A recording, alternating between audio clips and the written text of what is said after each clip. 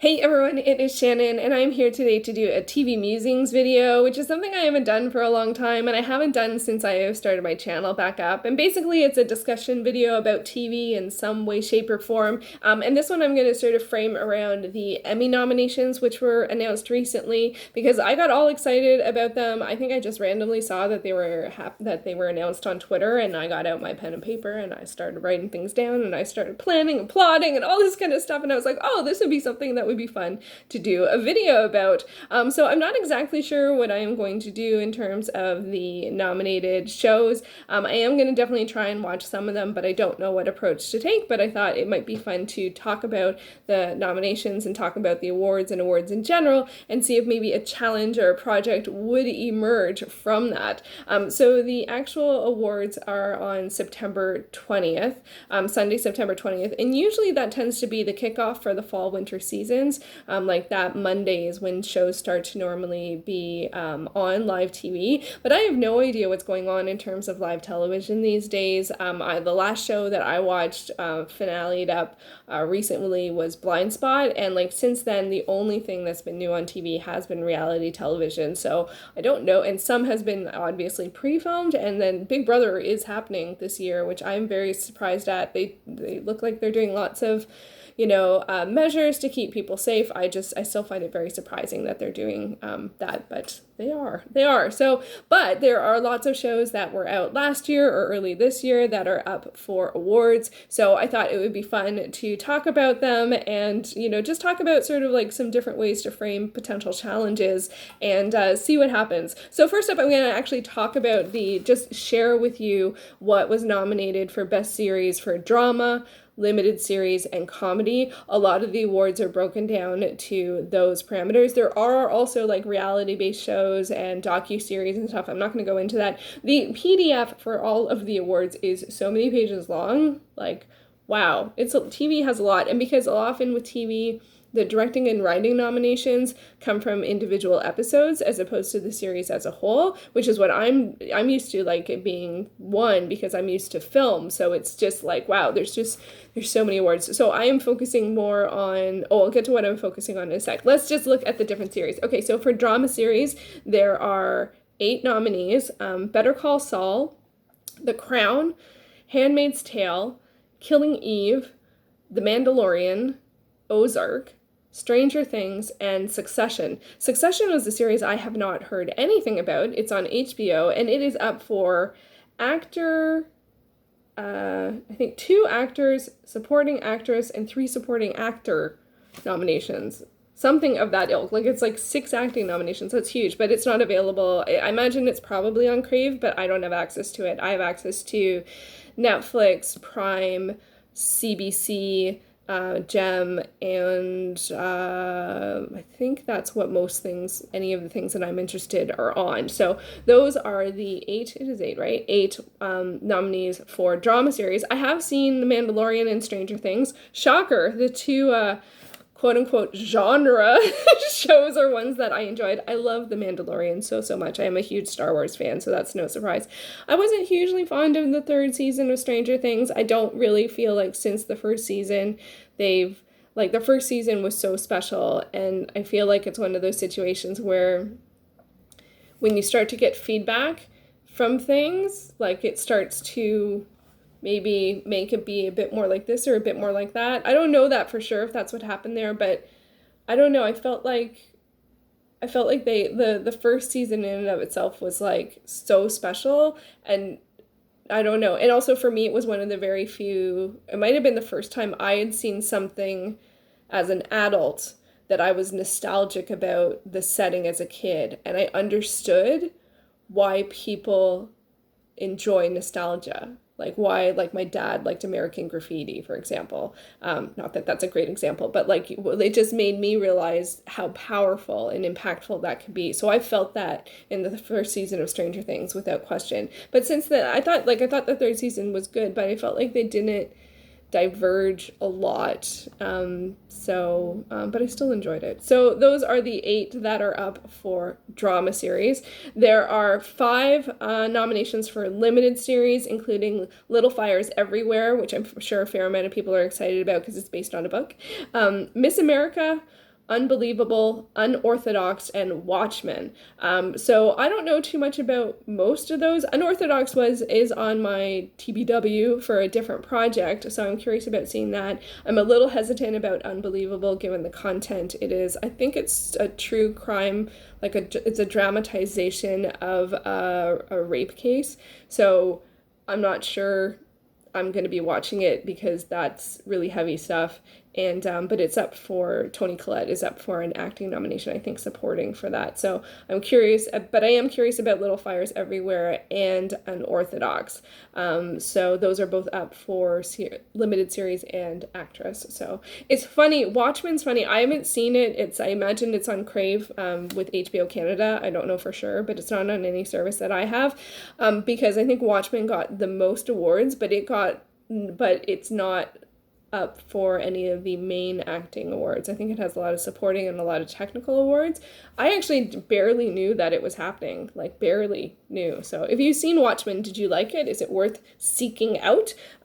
Because I didn't love the film, so full disclosure there. But, anything, as I said, that's kind of genre, I do like to check out, but that one I don't have access to at the moment. And then for comedy, we have 8 series that are up for nomination, including Curb Your Enthusiasm, Dead to Me, The Good Place, Insecure, which I don't know anything about, The Kominsky Method, The Marvelous Mrs. Maisel. Okay, and now I'm gonna not swear, but it sounds like swearing because it's a play on words, so just be forewarned for the next one, which is Schitt's Creek, and then What We Do in the Shadows, which I would love to see. That I don't have access to. It's on FX, and it's just not on any service that I have. But I loved the movies What We Do in the Shadows, which is a sort of vampire comedy about a bunch of vampires that are like roommates with each other. The film is so good. So good.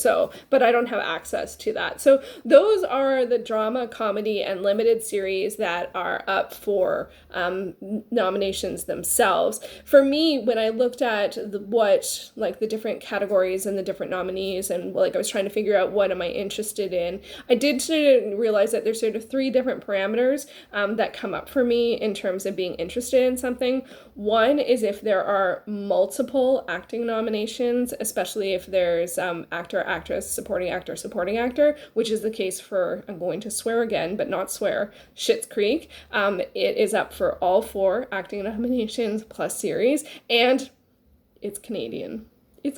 So its 6th and final season is the one that was most recently released, and it's on Netflix. I think the final season might be on the CBC app as opposed to Netflix, but it is all available because it's a Canadian series and it's a CBC production, so it's available, CBC makes it available. So I am really curious about that one. It is definitely on my must-watch list, but I do find I did try the first episode, when it was first released, and I couldn't make it through. I didn't go back to it. There's some gross humor that I couldn't, it was something involving cheese, and I couldn't do it. But I have heard on good authority to work through that and to just keep going, and that it's really, really special. So I really, that's on my to-watch list by far, without question. I'm going to be watching, at least giving a try to, I'm going to not swear again, Schitt's Creek. So, but multiple acting and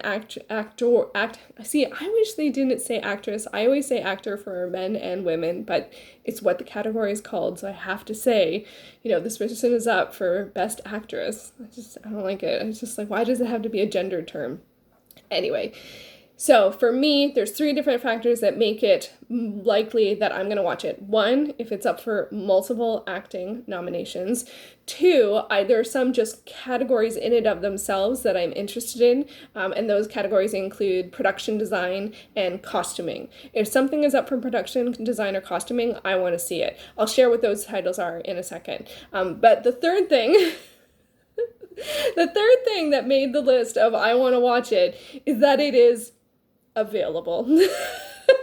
So shows that are on Netflix or Prime or CBC are definitely shows that got on my list of, yes, I want to watch it. And that list ended up being 18 different shows. Am I going to end up trying all 18? I don't know. I don't know if that's possible. That's we'll get to that in a sec. So just if you're curious as to the shows that were nominated in production design, it is The Crown, Hollywood, The Marvelous Miss Maisel, Watchmen, and Westworld. And I'm so sad that Westworld is not on. It's on, I imagine, again, it's probably on Crave. Maybe what I need to do is watch as many shows as I can on Netflix and Prime, and then like get Crave for a month and watch everything that's on Crave. It's not impossible. It is a solution. But yeah, so it's funny to see this combination of things is often, another thing that I tend to is a production design often ends up having a lot of genre, so science fiction and fantasy shows, as well as historical shows. Those end up being the ones that are nominated. And then for costuming, they actually split out costuming to period design and fantasy and science fiction costuming. So the shows that are up for fantasy and science fiction are Carnival Row, Handmaid's Tale, which is it's dystopic, so I think that's a bit of a stretch, but whatever. The Mandalorian, Watchmen, and Westworld, so we're starting to get some repeats here. And then for period costuming, we have The Crown, Hollywood, The Marvelous Mrs. Maisel, Miss America, and Pose, which is also on FX, which is an 80s set. I'm trying to remember, is it a dance show? I meant to try it out when it was released, but it wasn't available to watch. I would have to buy it. So I ended up the first episode was available for free, but I haven't ended up watching it because I knew I would have to buy it. So anyway, so those are the sort of 3 levels for me that make it something that I know that I want to try out, which is multiple acting awards, production or costuming, as well as available. I would love to hear if you have sort of like parameters on, what makes it a show that you want to watch. Like, is it a particular category? Like, are you really big up into the acting? Are you big up into the writing? Sometimes I have the parameter, or I try and work with new shows. So anything that's only 1 season, right? So you only have to watch 4 episodes, 8 episodes, 10 episodes. Some of these shows, which I'm going to swear again but not really, like Schitt's Creek, it's 6 seasons. So if I want to watch it, it is actually, it is like, I didn't put the math all together. It's 13 plus 13 plus 13 plus 13 plus 14 plus 14. So that's 30 plus 39. So I think it's around 70 episodes. So that's a lot. Am I going to be able to watch that before September 20th? I don't know. Maybe I can. So yeah, so that's another way to look at it. Do you want to watch shows that are just starting, so you get in on the ground floor? Do you want to watch shows that are finished? Maybe you're up to date. I'm not up to date on any of these shows because I don't tend to watch a lot of the popular shows. But one of the things that I like about the Emmys and awards in general is it helps me sort of quell my FOMO, right? It gives me a bucket or a list of things that I can do that feel like by the end of it, I won't be missing out as much because I know some of the things that people are talking about. And I don't necessarily feel like we should have to do that. I don't necessarily feel like, I'm not always someone who wants to be part of the not along gang or that I know all the things or, and especially at this point, there's so much content that's produced that I feel like you actually can never be up to date on everything. So for me, that's why I like to have some of the different parameters of what's important to me in costuming and production design. I love that. I will enjoy that regardless of what the show is about, potentially. So, I get something even if I don't enjoy the content as much. If I enjoy the content as well, bonus. And also acting. Sometimes, especially for harder topics, if you have really good acting, it can make it all the more feel like, I don't know, it just it's acting is such an extraordinary skill, and seeing good acting, there's nothing like it. There really is nothing like it. Being able to tell a story, convey emotions, show humanity, these are things that acting does. So I feel like for me, it's one thing that makes it worthwhile to jump in on something, even if it's not necessarily a subject matter or a genre that I naturally would be drawn towards. So yeah. So those are some of the things that I think about when I'm trying to decide what to watch. There are a whole bunch of different approaches that, you can take. Like, as I mentioned, you could try and watch like everything that's only one season. If you're not a completist, another option, this might be fun. This would drive me a bit like, I would get a bit nervous doing it this way, but another option is trying one episode, like the first episode of all of the different series. Like for me, that would be 18 different series. That's a lot. But if I did one a day, I'd be done in 2.5 weeks. And if I didn't like something, then I could just be like, well, I didn't like it, so it's one off the list. But I'm a completist, so I don't know if that is the method to go for me. Another option is to choose one of the different parameters, like prioritize the ones on production design, prioritize the acting and actress, or prioritize the number of nominations, right? There's, I think, like on this one, I'm going to swear but not swear again, Schitt's Creek is up for like 15 nominations. That's more than The Crown. I was shocked when I saw it, like The Crown is like 13, but still I was like, it got more than The Crown? Like the Canadian in me was just like so proud. So I definitely know that I'm going to try that. So, but yeah, you can try different levels or try to work towards completion. Just pick and stick to something. Okay, and start with the shortest. Like some of these shows, like Unorthodox is only 4 episodes long. Like you'd be done that, like an episode a day, you'd be done in less than a week, right? So I don't know what the best method is. I have picked 5 shows that I feel like I'm very, very confident I am going to try. So I'm going to share with you those, but I would love to hear your approaches. What parameters would you use? Like, do you like to complete things? Do you only want to start things you're going to finish? Because obviously I am kind of like that. So anyway, so here are, I think it's 5+1 shows that I do feel like I want to watch. So first is, as I just mentioned, Unorthodox. This is a 4-part limited series. I know very, very little about it, but it was already on my TBW for a different project that I was working on. And this is up for a limited series as well as actress. And I'm very curious about it. And it's available on Netflix. I'm also curious about Cheer. Now, this one I didn't mention before. This is a docu-series or reality series. I think it follows a cheerleading squad. It's only 6 episodes. It's also on one of my projects for my TBW for another project. It is a 2020 release. I do like to watch every year. I do like to watch some things that were released that year, so it's actually on 2 of my projects. But I haven't heard anyone talk about it, and I think the episodes are an hour long, and I notice if the show is an hour long, I am less likely to watch it. So I gotta figure out a way to work with that, because I will almost always pick a 45-minute show over a 1-hour show. Weird, eh? Really weird. So let me know, have you watched Cheer? Did you like it? And then what else do I got here? Hollywood. So this one I didn't mention too much. This one is a period piece. This one's up for production design. Is that it? Is that it on my list? I'm sure it's up for more, but the list, it's production and costuming. So it's a historical set. I'm not sure exactly when.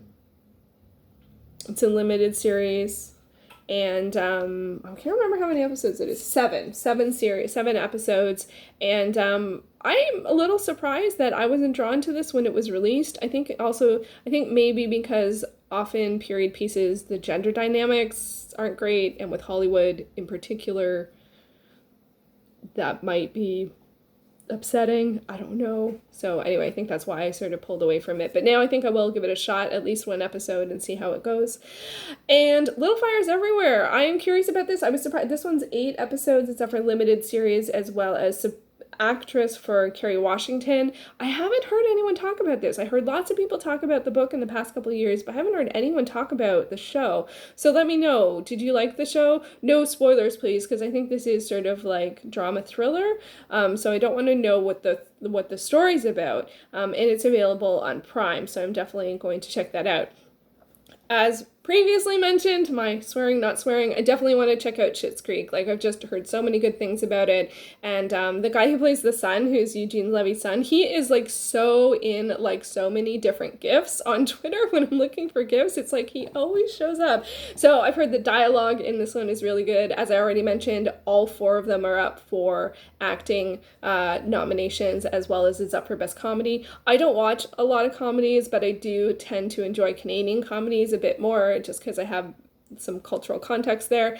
So I am curious to give this one a shot, but it is a lot of episodes to get to the ones that are nominated. And then do I have another one? Yes. So okay, so my plus one is Carnival Row. So this is an Amazon Prime series. I think it's a historical urban fantasy type series, and it's up for costuming for fantasy science fiction. So it's just, as far as, I don't know if it just has the one nominations, but out of the categories I was looking at, that was the only one that cropped up. It came out recently-ish in the past year or so, last year, and I didn't hear anyone talking about it, which I was a little bit surprised at. So those are some of the shows that I know for sure that I'm going to watch. I do not know what approach I'm going to take, whether it's try all 18 that I'm interested in, or try all of the one season, one series episode, like shows, or try all the ones that are for acting or production design. I don't think I can do that because there's some that aren't available. But out of all of the shows, I'm like, Mandalorian and Stranger Things I had already seen, so it's not really a shocker, but what can you do? Let me know. Do you follow the Emmys? Are you going to do any kind of challenge to try and see certain shows by September 20th? Would you like to hear about the journey as I go in whatever form I take? I have no idea how I'm going to structure this. If it's going to be a challenge or a free-for-all, or I don't even know. I'll probably do a spread in one of my bullet journals once I decide how I'm going to structure this. Or do you do TV challenges at all? I think it's a fun way to get to see some stuff you maybe already is on your radar but you haven't gotten to yet, and giving it a deadline gives you something to work towards and know that it's not going to be forever. So even if you don't hit all your targets, at least you have a stopping point.